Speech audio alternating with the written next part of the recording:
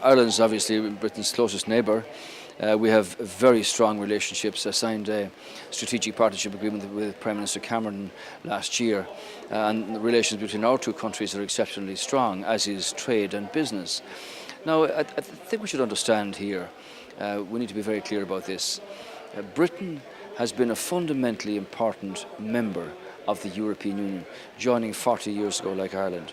Britain was one of the central countries in setting up the single market, and Britain would stand to gain immeasurably by increased trade in a global sense, particularly between the European Union and the US. So obviously Prime Minister Cameron is due to make a speech about his thoughts on this in the next number of weeks, and it will be interesting for everybody to hear those views.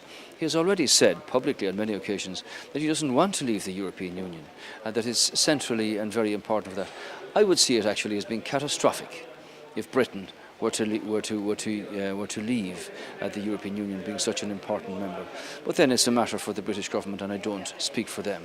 But I think every state would say we want Britain to be there as a central member of the European Union, and of course as we move on with new commissions and new parliaments in the time ahead, these are all matters for further discussion. So I'd like to hear the Prime Minister's views when he makes his speech in the next few weeks.